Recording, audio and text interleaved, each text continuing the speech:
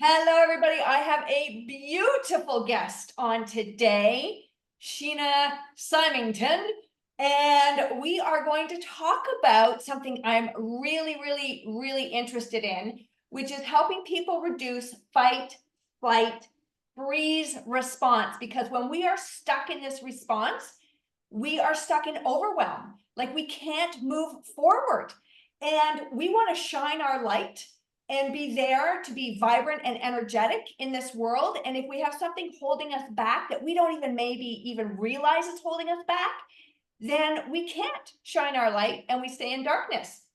So Sheena and I are going to talk about that, and then we're going to see where this goes, because this woman is a wealth of knowledge. So thank you, Sheena. You're And I welcome. said your name wrong. No, it was right. Symington. Okay. You're good. You're good. We were talking about how everybody calls us different names, and then I'm like, oh my God, did I say it right or wrong? And I said it right before the camera went. I said it right again. Okay, perfect. Okay, so welcome. So can you explain to people, our lovely lady listeners, this fight, flight, freeze response, and how do we know we have it? What can we do about it? Yep. So it's been a little bit of a journey getting there to the fight, fight, and freeze and really addressing that.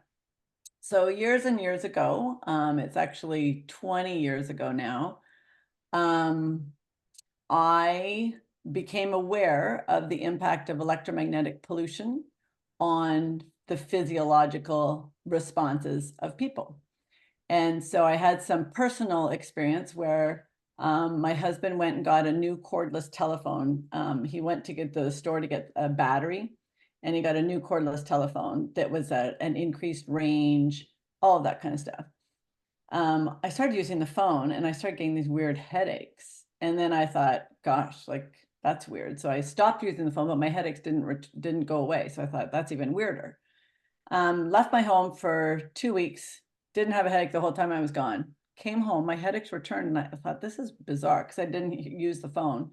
I borrowed a radio frequency meter, which translates the radio frequency from wireless technology into noise. And I walked into my kitchen next to my phone, and my home, I was living in my little Bob Cajun bubble, homeschooling, eating organically, microwave radiating my entire family unknowingly. So I walked into my kitchen and the noise in the radio frequency meter was going, ah. I walked over to my phone and I unplugged it and it went back down to zero. It was silent. And I'm like, are you kidding me? Who doesn't have a cordless telephone in their home? So this was 20 plus years ago, pre-Wi-Fi. And so I started going into people's homes and started like measuring it and all that kind of stuff. So here at the Rose Lab, we do research of subtle energy, and we hook people up to heart rate variability monitors. And then we plug in wireless devices next to them and they go into tachycardia. The heart rate doubles.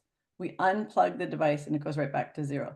I actually have a little 2-minute clip, if you want me to show it at some point, of Global 16 by 9 came and did a little clip on the impact of Wi-Fi on the heart. So it's just a little demonstration of what we do here at the Rose Lab. Can I add that to the show notes at the end so people can watch it? Sure. Okay, I'll add it perfect. to the show notes. Yeah. And it just gives you a little 2-minute clip about literally, physiologically, people being put into flight or fight. So people would come up to Magda after her original research and say, oh my gosh, like I thought I was having a panic attack, because they would be out shopping or they would be somewhere where there'd be a lot of exposure and their heart would start to react. So as we move, so my heart reacts like that. I didn't realize it at the time. I knew I got headaches, but my heart also reacts like that to the microwave radiation when it's on. And you know So what's crazy is that like this is something we can't see it. So sometimes people like, well, it doesn't exist if you can't see it, but just trust me, everybody. Right in front of us right now, there's just things going right through our body, right? Just right through our body, these waves. and the So cool part, Tanya, is you is can't measure it now, you right? Yes. can, and Yes. I'll put a link to my website, and if I have tips to electromagnetic hygiene, meter recommendations. So the really cool part is here at the Rose Lab. I have no wireless. I wire absolutely everything. And even in my home, I have no radio frequency radiation exposure at all. We use all of our mobile devices plugged in. So you can, and if you do need the occasional wireless component, you can use your computer, wired computer, as a hotspot and have as much wireless as you want. Because people, sometimes people will have their grandkids visit, or their children, or their friends' kids, or whatever, and they need a wireless hotspot, similar as you would use Wi-Fi. But you can be wired all the time and then have those occasional uses. So there's really easy ways for tips to electromagnetic hygiene. The really key part: sleep in a clean electromagnetic environment. Focus on that bedroom. It's easy. I walk people through how to do this in their homes, their businesses. I have people accommodated in hospitals. So I work with hospitals. I've had 12 hospitals in Ontario eliminate their electromagnetic exposure in a hospital to provide access for those people who are disabled in the presence of it. And so just kind of fast forward after my phone experience, I'm like, I gotta look into this. So I started measuring people's homes, and I ended up spending a huge amount of time with people who were disabled in the presence of this wireless technology. So I started the Electrosensitive Society, and I'm the director of the Electrosensitive Society since 2019. And there's just tips. There's just easy, free, distance is your friend, getting a little meter, not to increase fear or say, oh my gosh, because like people don't panic and say, oh no, when you suggest they eat organic food, right? Like it's just, you want to just minimize the exposure. There really is more of an impact than you realize. And you're a foodie, and you know all about that. But the electromagnetics, everybody's addicted to it, so they don't really want to hear it. The good news is you can still use all of your mobile devices. You can still do it all just from a wired way. Like if a hospital can totally function and accommodate these people, we can do it in our home. So really easy ways to have that. And I actually just had it, it's just been incorporated in the official policy of one of the hospitals here in Ontario. So it's super, super exciting.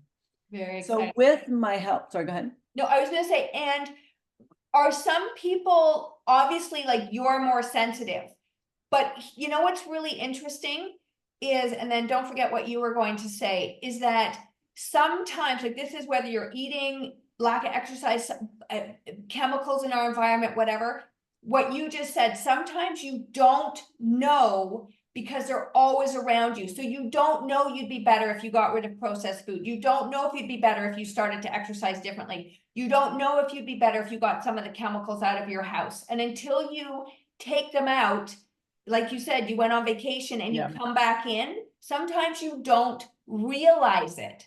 So Totally. if you have these persistent headaches or some of these things and they're just not disappearing, this is definitely a route that you can take. Totally. And there's a whole list of symptoms, like there's like sleep disturbances.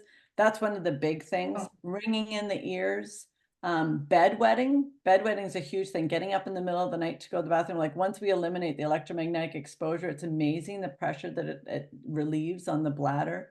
Nosebleeds, dizziness, thirst. Like there's a huge number of symptoms, and people are like, well, how can like one thing cause all those symptoms? Again, it's exactly like you said, whatever your system is already dealing with.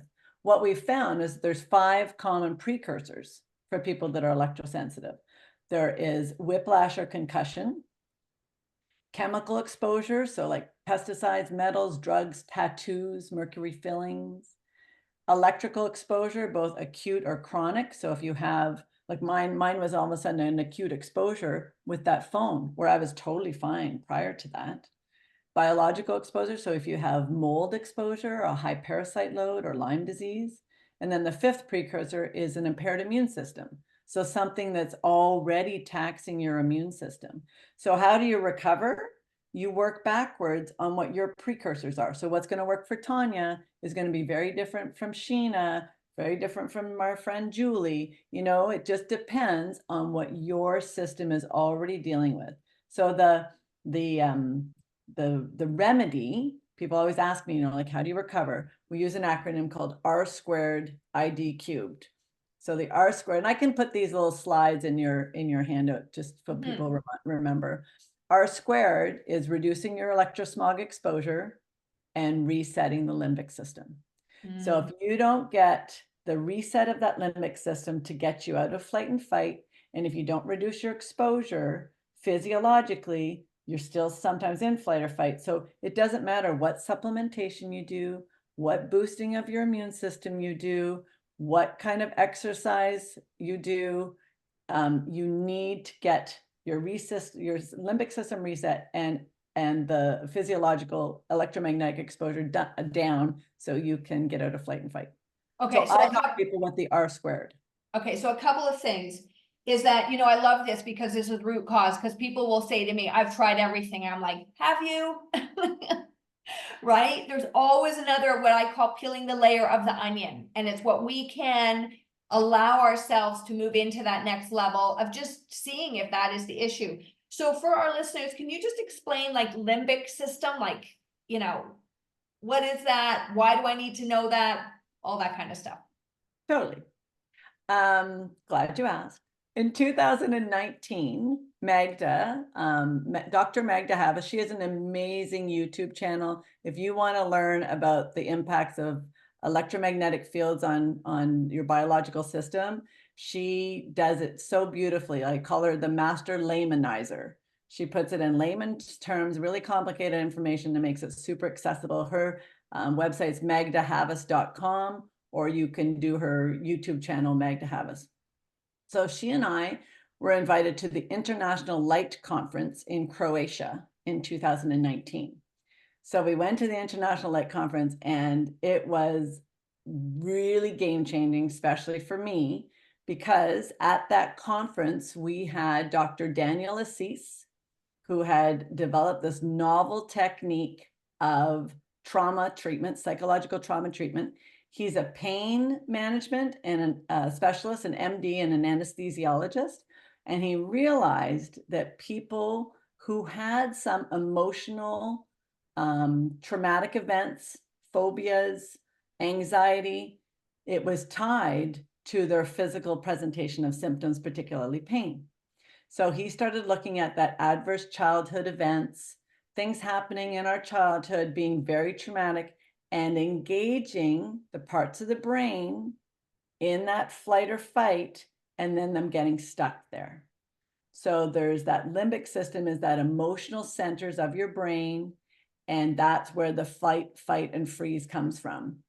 And so he developed this amazing, so the hippocampus is involved, the amygdala, and the hypothalamus. So it's that those portions of the brain that are associated with memory and with the limbic system.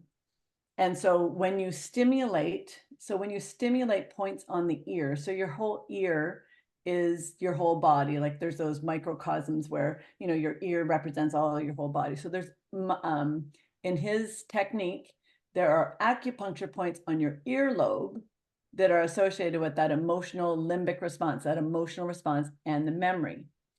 And what he has is this amazing technique where he shines a yellow light on those sensitive acupuncture points and literally eliminates the trauma.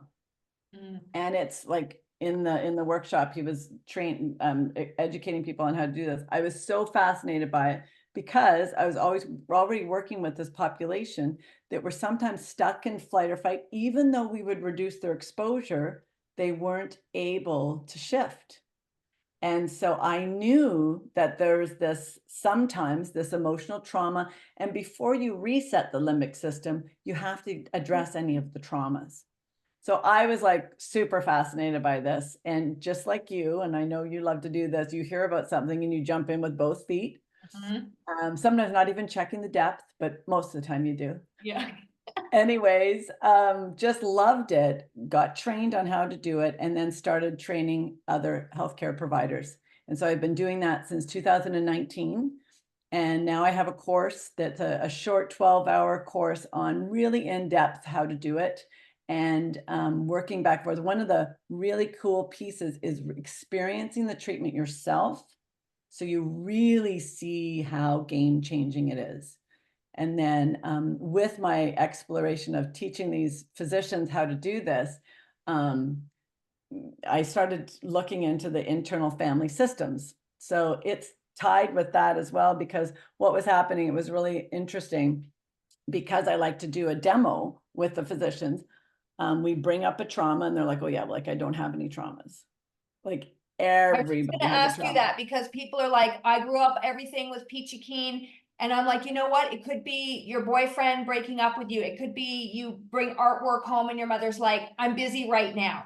It does That's right. not have to be huge. Yeah, There's big T, little there's T little traumas. T trauma and big T trauma. So especially with these physicians, they work like a couple of them are two emergency physicians, and they're like, yeah, there is no trauma. Like, no, I got it. So then we found a trauma that was from a childhood event that was minuscule. So what in their minds, right? But what they made sense of it, how they made sense of it, it was traumatic. But then there was another part saying, well, like you call that trauma, like everybody we work with at work, like that's trauma. So the system tries to negate it, tries to like, So I would say, like, what's the feeling with the trauma? And they're like, yeah, I don't have any feeling. Like it was just, again, there's that protective part. It's like, yeah, we don't do feelings. You don't. So I really had to start to learn how to navigate that. And I found Dick Schwartz's approach of internal family systems. And oh my gosh, like game changer yet again. And so went and did my level 1 training and starting to incorporate that with the auricular chromotherapy. And now I truly help people physiologically and psychologically get out of flight and fight. Yeah, you know what? It's just so I love because oh my gosh, I have so many things we can talk about here. I picture my life as an onion. So I'm sure you've heard this many times, right? And so we're peeling the layers of the onion, and you can't slice, you can, in some regards, slice to the core when you're doing this 3-minute trauma release, right? But you have to be willing to either take that plunge to get to the core or peel back some of the layers. And both ways are fine. And I just know from, first of all, going through this period of time that we're in right now, none of this existed when we were growing up. At least it wasn't in our awareness. Let's say that it was not in our awareness, right? And so I am a product of divorce. And that to me was a big T trauma. Now it affected my sister differently. So you could have divorce happen in your family and it affects different people differently, right? But it spiraled me into a 3 decades long eating disorder.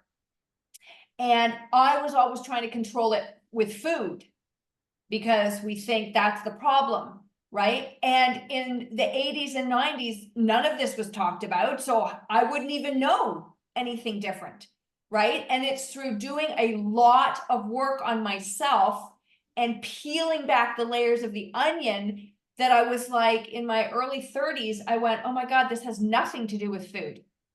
I don't know how to process these emotions. I don't know how to release this trauma from my body. And that's what got me to write Cookie Dough in the Dark as a tool, telling people that there's nothing wrong with them. We were just never taught the skills and the tools that we need. And now you advance to what we have now of like the earlobe and the light and the things that you're doing. And now what we can do is get there faster and faster and heal quicker and then get to these issues. And, we may have one trauma. I don't know. People could have one traumas, 100 traumas, little traumas, big traumas. So I don't know. You can answer this. It's not necessarily a one and done, but what we're starting to do is then peel that layer of the onion so that we can start to get deeper into releasing this fear response that is make believe, but to our bodies, it's real.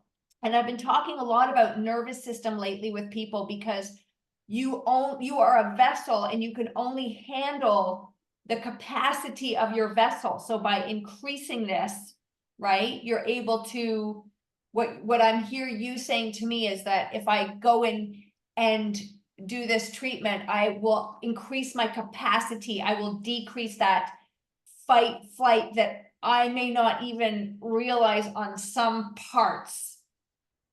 Right? Yep. Little bit.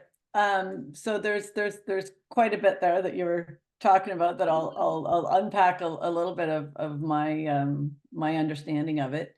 So the really interesting part with because you can do complex trauma and you can do very discrete individual trauma. Like, you know, a really good example of is having like a car accident.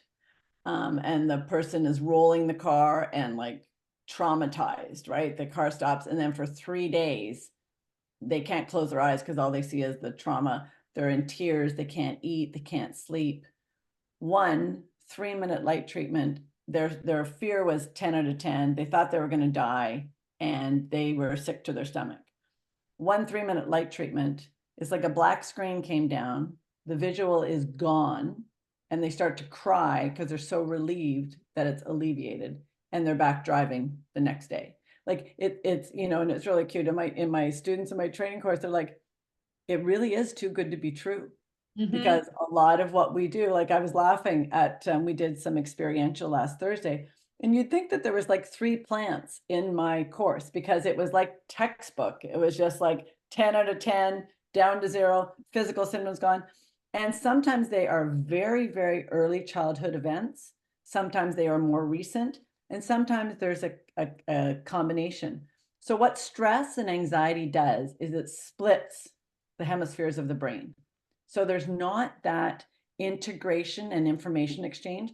You know yourself, when kids are especially, something comes up, they're stuck in flight or fight, you're trying to talk to them, like they don't even hear you. Like there's that split. With the auricular chromotherapy, there's an integration. And then also there's a blue light that you use to stimulate the vagus nerve, and that deals with the physical aspect. And then there's a green light that you use to integrate even further with the balance. So it's a very subtle. So the really cool part, Tanya, so many of my clients are actually teens and early 20s, and they don't have to tell me a thing about the trauma. They don't have to tell me anything. So you know yourself, with that age group, they can't cope with how they're feeling about it anyways. They sure as heck do not want to talk about it. So they can just describe the feeling, how strong it is. Do you have an image? Yes or no? And that's it. You can say, what do you say to yourself about this trauma? But you don't have to.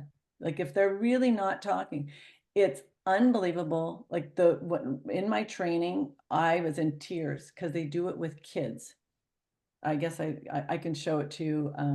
I can share my screen if you want. There's a kid example I have. It's like, so what they do with kids, instead of asking them to tell us what the emotion is, they just simply give them a bunch of paper, a bunch of different colored pens, and they say, can you draw me a picture of what the trauma, like how you're feeling about something? So this kid drew a before picture. His little sister was stuck in the bathroom. He's 5 years old. And you know how sometimes you can pull out a drawer on the cabana and then you can't open the door to the bathroom? So the little girl, just a little 2-year-old, got stuck inside. So the little kid was like traumatized. He wouldn't go into small spaces. He wouldn't go in the car. They lived in the country. Like it was dismantling this whole family's entire life. So when asked to draw a picture of how he felt about the little sister getting stuck in the bathroom, he said, how do you spell sad? And he put sad on his little sign. And then 3-minute light treatment on his ear. Asked him to draw a picture again. He goes, I feel happy. And picked up a crayon, drew a heart, and colored it in red. Nice. So that little kid, 3 months later, absolutely no longer anxious or emotional in small spaces. And the parents literally noticed a huge shift the day of. So like, imagine, so what happens normally, like you say, we didn't have those things. your body and your system makes sense of that, sometimes creates these little manager reactions of like, I know how to fix this. I'm just never going into a small space again. Like, I know how to remedy this as a little 5-year-old. So how many people get stuck for something that was that benign and impacting their whole life? Whereas if this had continued, like, would have his parents and him even remembered like where it even stemmed from? But all he knew is he has a phobia of claustrophobia, so Oh my it's God, just, I totally have claustrophobia and also water. so it's Um, fascinating, right? Like, imagine being able to nip that in the bud. So when yeah. I have pediatricians show up to my trainings, I'm like the most excited. I'm like, I'm like a Klingon with them. They're probably thinking, okay, like, I just came to this side, but it makes me so excited because imagine being able to really alleviate it at that level. So yeah, as you can tell, I'm pretty excited and passionate about it. Oh, no, you know what? My heart is just so open. It's so open because I just know the irrational fears. Like when you were talking about the feeling in your body, I have so much heaviness in my chest and my throat. That's where I really feel it now. But, I'm sure when I was younger, it was more in my gut, but I had no association. Like many of us are very disassociated with actually feeling it because again, it's a protection. It's protecting you because it's like we can't go there. And it was really interesting. This is very light, but it's so significant to me because in 2020, I lost my entire business overnight that I had spent 16 years building. Okay. And I went into a freeze response, but I didn't really understand it at the time. And I completely shut down. And even though the word of the year was pivot, I pivoted, I moved online because my passion is truly to make people's lives more vibrant. It's in me. You're not going to stop me. I'm here. If you don't want to listen to me, you don't have to, but I'm shining my light. And I had been trying for years to send an email to all the participants that had been in my class, right? So I Move Your Body Studio no longer existed. And every time I went to write the email, I couldn't. I froze. I could not write this email. And so the other day I was walking in the park, and it's been 4 years, and I met two of the participants that used to come to my class. And I said this to them. I said, I have been stuck in a freeze. I have been wanting to email you guys, and every time I sit down, I can't. I physically cannot type this email I want to send. I said, but today, and I've been thawing, and I'm going to send it. And I went home and I sent it. But this is this irrational fear of just one little thing. Well, to me, it wasn't little, it was huge. Thing where I'm still unwinding from that event of having everything taken away from me. And for anybody who has that deep of a purpose, like how you get excited about what you're doing and how I'm excited, and then you don't have that anymore, that's a huge trauma. So I think it's important to share these with people because then you get to start to go, oh my gosh, like I can't write this email, or I can't write a book, or I want to sing and I can't sing, or why can't I be in a small space? Why don't I go on an airplane? Why can't I, like, it's endless. And I see this with emotional, like eating disorders. You become so isolated in shame and guilt and disgust. And it's very hard. Actually, I don't like saying that anymore.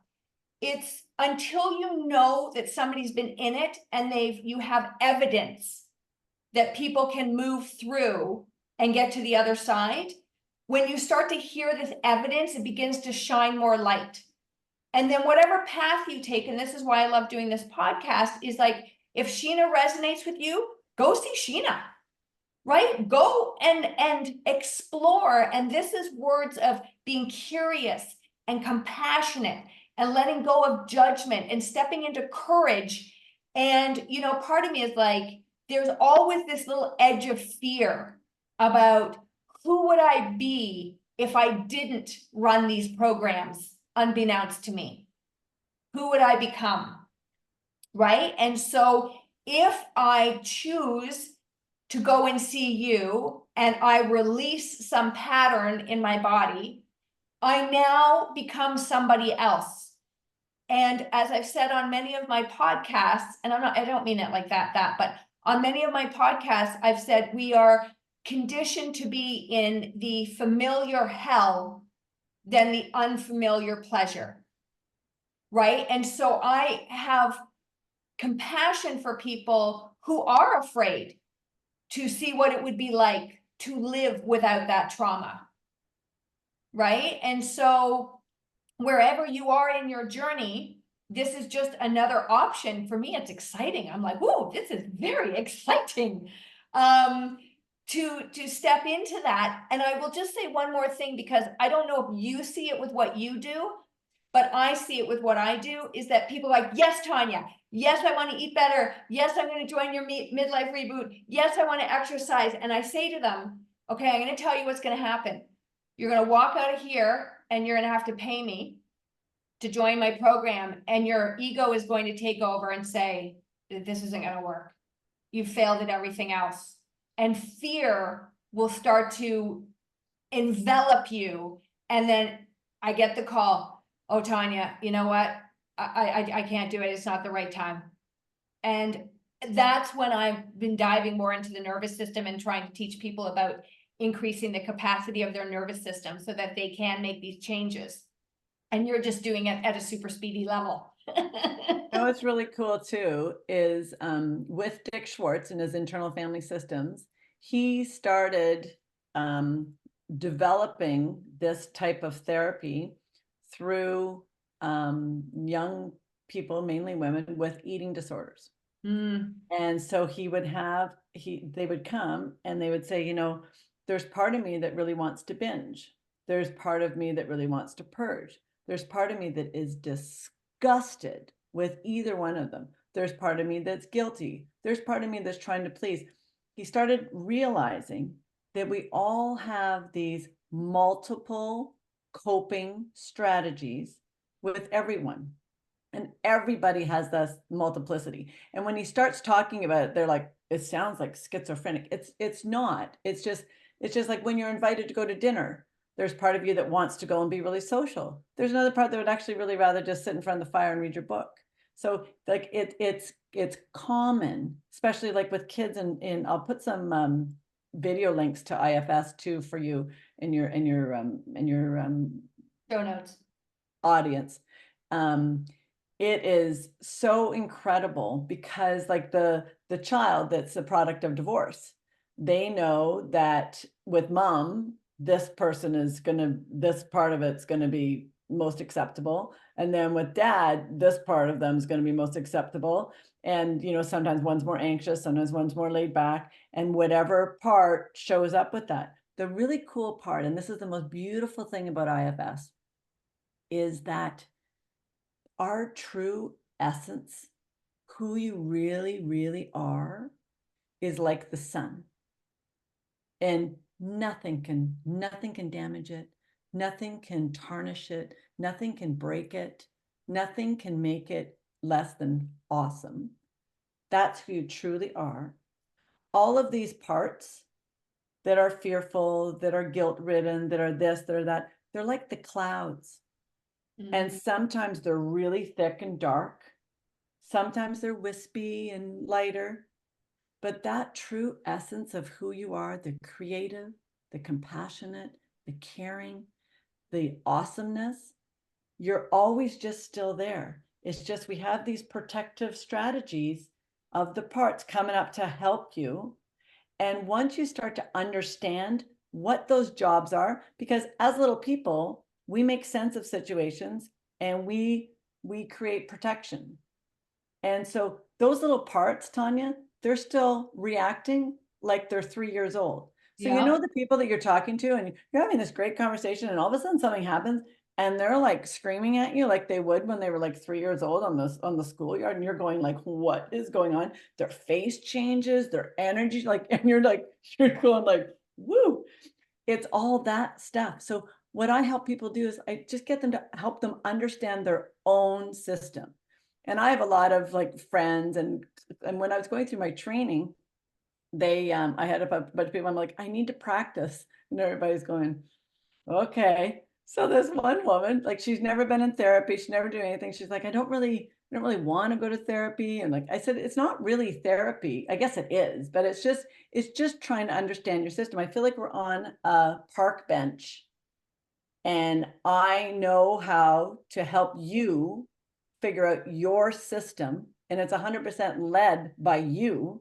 It's like I have a little special flashlight that I know where to shine it, and you start to figure it out for yourself. And again, you don't even have to talk about what it is, as long as your system starts like, why do I fly off the handle? Like, why am I doing that? And you start to understand, that was a really protective response when you were 4, and without it, you would have been more hurt. So there are Yeah. certain situations that will trigger that. Same with the eating, same with the exercise or not exercise. Like there's a part, like, so it's so interesting. So all that happens is, was people start to understand their system, they get out of flight and fight. Like that's all it is. They start to relax and everything starts to calm down. So yeah, it's beautiful. And we've known each other for a long time, and we've always been interested in this kind of journey. And my kids helped me figure so much of this out. Like I feel so grateful for them, because it's led me in all of these really amazing directions. So I feel super thankful. It's beautiful. I get asked a lot of times, like, what was one of the things that helped with my eating disorder? And I said, having kids, because I couldn't, like anybody, again, who uses food, you feel the guilt. The guilt comes out as anger and irritability. And so you get angry at everybody around you and irritable at everybody around you. So and I'm like, I don't want to be like that. And then I had to do a lot of truth, because I was in denial that what I was doing was affecting, like my eating was affecting me. But food is medicine and food affects you. And so then I had to be like, oh my gosh, when I eat 28 cookies, and my kids come home and they go, where are all the cookies? And I'm like, oh, I ate them. Okay. So then I had to admit it, which was painful. But then I would also start to watch how I was acting. And again, this is not always easy, because then I'm like, dang, I don't want that to be true. I don't want that to be true. And I want to be a kid, and I want to be able to do whatever I want. And I don't want to grow up, and I want to be able to eat all this food. And then I was like, Tanya, if you want to evolve, this is the next step. And so it was a process. Like it was a massive, massive process to unwind the psychological, the emotional, the habitual, and understanding that there was that there's nothing wrong with me, that it was there to protect me, and that I was now realizing that I didn't want to have that protection. And it's interesting with sickness. I've mentioned this on a few of my podcasts with guests, but sometimes that sickness, because I was sick also. I had chronic bronchitis. I had a lot of lung issues. And I got to live behind my sickness, because it's a great excuse to keep yourself small, because I'm not going to go somewhere if I'm sick, or you get more empathy when you're sick. So I had to release that. And I mean, I've literally been healthy for, I don't know, 25 years now, where I rarely get sick. And if I do, I go to bed for 2 days and it's done. I've moved through all of this kind of stuff. So I'm almost fascinated to come to you, because I'm like, what other little cobweb needs to be, actually, I can think of some that need to be unraveled. And that's the part too, right? Like sometimes we know, but like, what do you do with it? Like, how do you fix it? Like, that's why this therapy is so game changing, because there's like a tiny little light that remedies so much, where you can be aware of it. You can want to change it. You can not want to see the visual of whatever it is, but how do you do that? So Yeah. that's why when I was introduced to this, I'm like, oh, I gotta learn more. So now, can people just, like, if people are like, can I do this by myself? Can you rub your ear? Can you take one of those lights and just do it yourself? Or do you need some Do you need some of the questions that you ask beforehand? And the other thing that's really interesting, and this is why I think it's so important to work with you or in my coaching programs or with somebody, is that there's a process of going into it and out of it, right? That if, and I know looking back at some of the things that I've gone through, is that I really wish somebody would have been there, because I had to figure all that stuff out on my own. And it would have been a much, I'm calling it quantum leap to vibrancy. I would have had a quantum leap to vibrancy had I had somebody guide me in the process. But I didn't, because again, none of this was talked about. There was no modalities like this. There wasn't the option. Yeah. You do need to have somebody really aware. Like, we're dealing with trauma, right? Yeah. Sometimes it's little T, sometimes it's big T, but you want somebody qualified to be able to handle that. And like you say, holding that space, you know, there's a real process. Like, it's interesting too, because the process itself is very simple, but that's why I ended up doing this 12-hour course, and I do it over 3 weeks. So it really allows for the digestion and to be able to practice it, bring back your questions, really do the deep dive in learning how to do this, because the process itself is super simple, but there's so many nuances. There's so many aspects that you need to really know how to hold that individual. Like you say, you really need to know how to create a trusting relationship. And then there's something about holding that space, because people want to do it to themselves. A lot of people are like, no, I need to do. So there's a part of them that, you know, maybe doesn't trust others, maybe just needs to do it. So again, you can work with some of that, you know, and like you're saying, there are no bad parts. That's the title of one of Dick Schwartz's books. There are no bad parts. So when the angry part shows up, or all the parts show up, you just say, hello, welcome. Mhm. What do you need to share with me?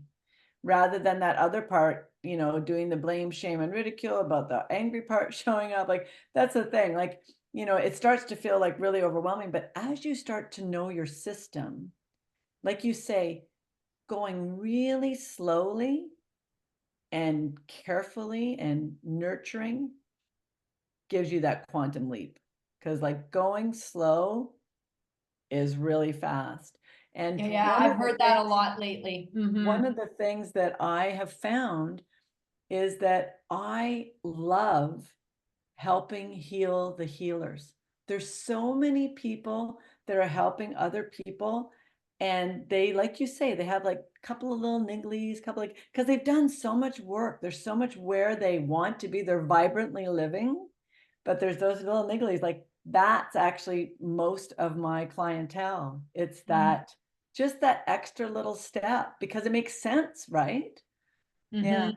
So I love what I do, and I'd be happy to share any healthcare provider that wants to incorporate this into their practice of auricular chromotherapy. They're more than welcome to come to my training course. I offer it every second month, and or they can come to a free training. I do a little kind of glimpse as to what it is.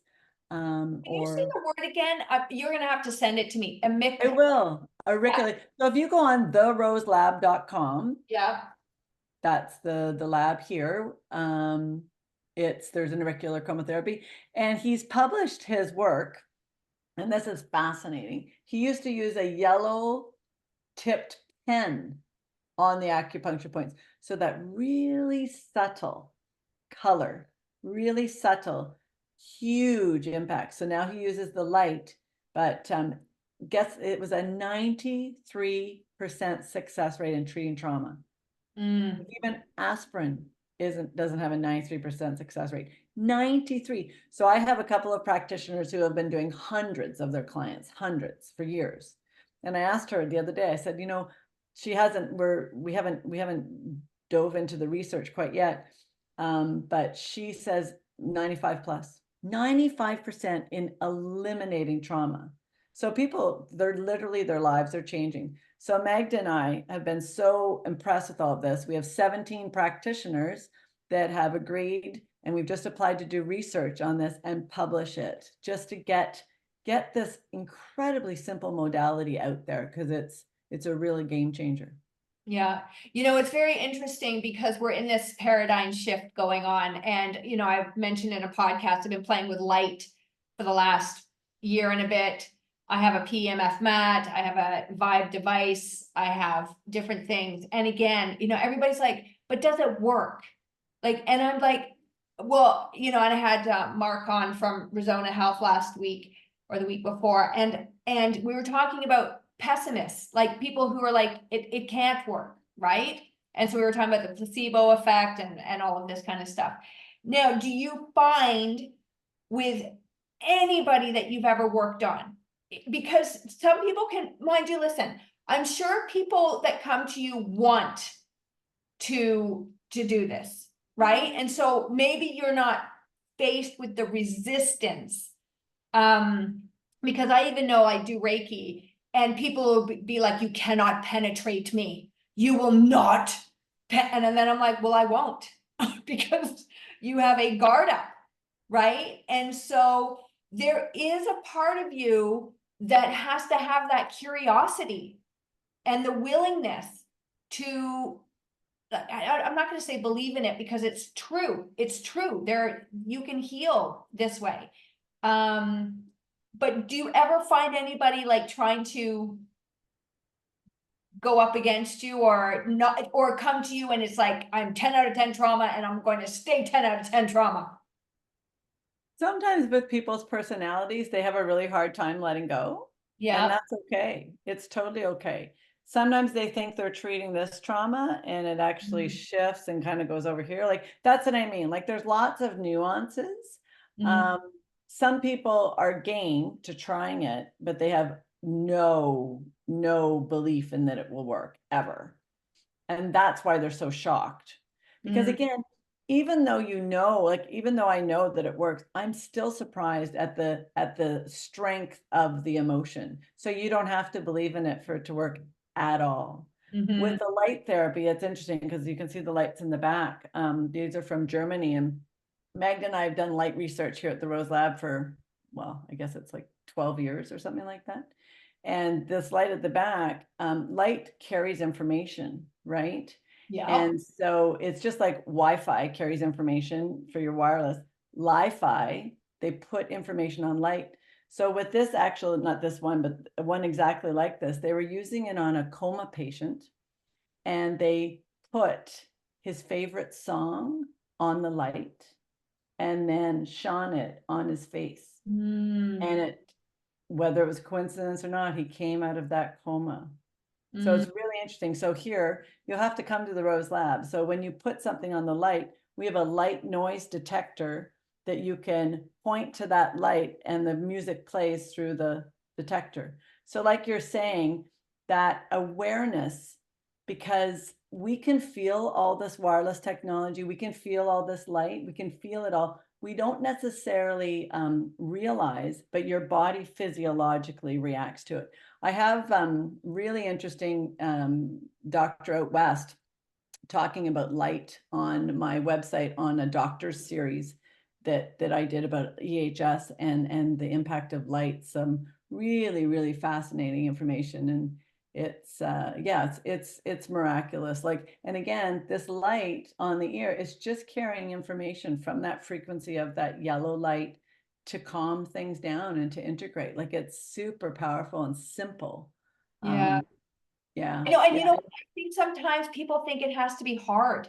So, there's two things. One, I've talked about this in my podcast before. And again, this could be like the layer of the onion that you're ready to deal with, which 15 years ago, it's the only thing I knew, but my roller changed my life. Completely changed my life because I'm a type A, I'm a fire hose, right? And so I am just like, go all the time. And I didn't realize how stuck I was in that energy of the sympathetic go, right? And so when I got on this roller, I said to my class, like within 2 weeks, I'm like, is anybody else calmer? Like, I'm so much calmer. I don't yell at my kids the same way. And everybody was like, oh my God, I'm feeling calmer. My husband actually said something. So there are things, again, there's lots of different tools to use. It's just invite something in to try it out. And then my kids have been wearing the Vibe device, which is just a frequency device. And so we run different programs. And I said to my kids and people who have been asking me, I said, and this makes me think of like some of the things you're talking about, is that I'm like, imagine a grade 4 band playing Beethoven, and they sound horrible. And you're like, oh my God, like I can't barely hear, I can't stand this. So that's what's happening in your body sometimes, is this program's running. You may not hear it like the grade 4 band, but it's out of synchronicity, like it's not resonating. And then you go listen to the Toronto Symphony and it sounds gorgeous. And so after you run this program, that's all you're doing, is putting your cells back into synchronicity or whatever was out of place. And you haven't done anything. You haven't done anything. You've had a light shone on you, you've laid on a mat, you've laid on whatever it is. And that's the fascinating part of it. And I'm just like, we are just energetic beings. So we respond to sound and light and frequency, even though you may not even realize it.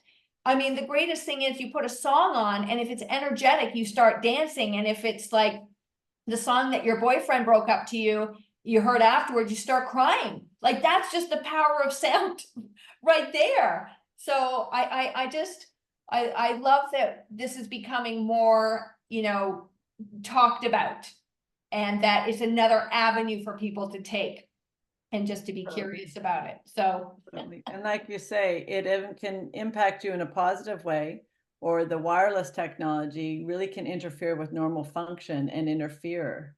Magda and I did a research project with a local chiropractor where we looked at those pulse electromagnetic field therapies with people with arthritis. And there was one woman that couldn't lift her arms up anymore because of her shoulders. Then that after one 20-minute treatment, she could go right up. So it's interesting. It's that reduction in inflammation. It kind of unsticks everything and lets your body do what it's naturally been able to do. And the cool part is about the PEMF. One of the physicians that we work with in Germany said this so beautifully. She said, there's a natural frequency to the earth, right? There's a natural pulse. And as you walk through it, you charge your body up in the same way that the PEMF does. And so if you're not able to go for a walk, to be outside, to be connected to the ground and have the sunlight and the outside environment on your skin as much as possible, if you're not able to do that, then the PEMF and the light therapies and stuff too. But we have this natural resource right outside called the sun and nature, and connecting with that in a way, and walking, going for that walk, moving through that magnetic field charges your cells up in the same way. So again, like no wonder people have a vibrant life when they are connecting with nature, just like you're encouraging people to do. Well, this is like, we have an evolutionary mismatch right now. That's what I have been saying to people. Go outside and ground, put your feet on the earth. The earth has a healing currency to it, a frequency. And people are like, no. I'm like, what have you got to lose? Think of all the time we used to spend outside in the sun, in the elements. We have become so conditioned. We are not adaptable anymore. And I've just been reading so much more about this, that, we live in this little 70 to 72, whatever your little temperature gauge is. And it's too hot. Oh, it's too cold. We could go into cold. Oh my God, Sheena, we could talk for the next 12 weeks. But it is just, these things just to shake up your system. Like, go lay on the ground with your bare legs on the earth, watch the clouds, let the sun heal you, touch a tree. There's some really basic healing principles that cost zero money that will benefit you greatly. We are way too much artificial light. And so I'm like, get outside. Or, if you can't get outside, do something like get a PMF, whatever. But I mean, honestly, everybody, get outside.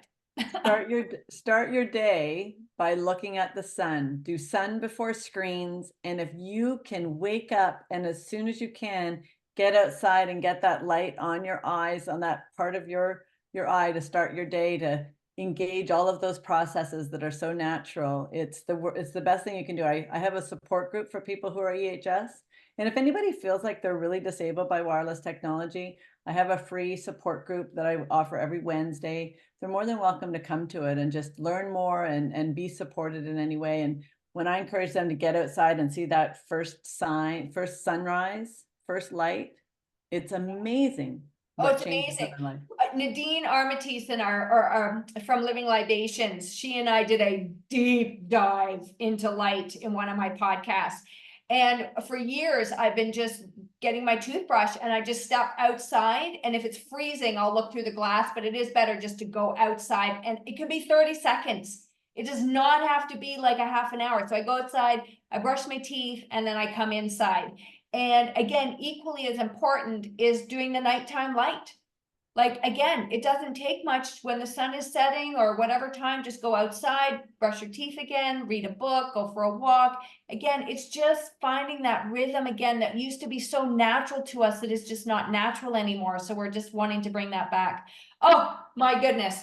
All right, I'm gonna have a show note thing that's about a mile long. But I am looking forward to all these links that you're going to share with us, the YouTube links, your website, and what would you, you know what, I won't say where can people find you because we've talked about theroselab.com, and I'm going to put everything in the show notes, but you have just been, oh my gosh, I just always love talking to you, Sheena. What would you like to end our podcast on today? What note would you like to sign off on? I think it's just so lovely, especially at this menopausal time in our lives, to really tap into our own power, our own wisdom, our own enoughness.